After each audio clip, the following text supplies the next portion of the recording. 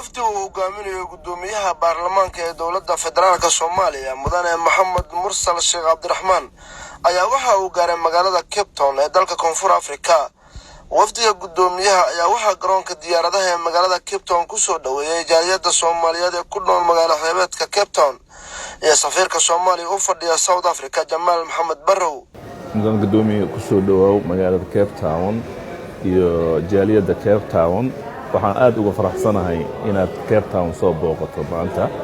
soo dhawaata. gudoomiyaha iyo wafdigiisa ayaa waxa loo galbiyay hotelkoodii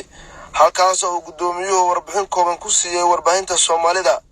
saacad safiir aad iyo aad u mahadsantahay adiga iyo jaaliyada inteeda kale ee na soo dhaweysay.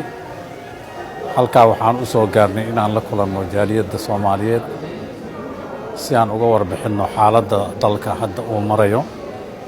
ayagana aan uga dhageysano xaaladooda iyo horumarka ay sameeyeen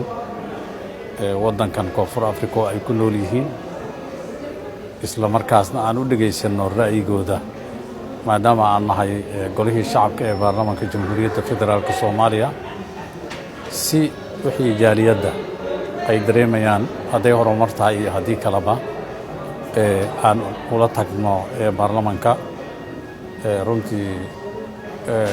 haddii alla idmo muddada halkaan aan joogno waxaan la kulmi doonaa si gaargaar aan ula kulmi doonaa qof kasta oo jaaliyada ka mid ah oo runtii dareenkiisa uu yahay in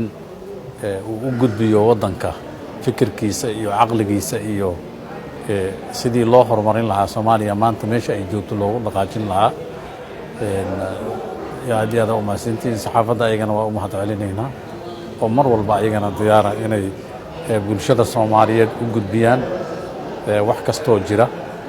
waa mahadsantiin. gudoomiyaha iyo wafdigiisa ayaa waxa ay kulan la yeelan doonaan jaaliyada Soomaaliyeed ee magaalada Cape Town ee dalka Koonfur Afrika si uu gudoomiyuhu u dhageysto baahiyaha kala duwan ay qabaan jaaliyada Soomaaliyeed. Abdullah Ibrahim Dasar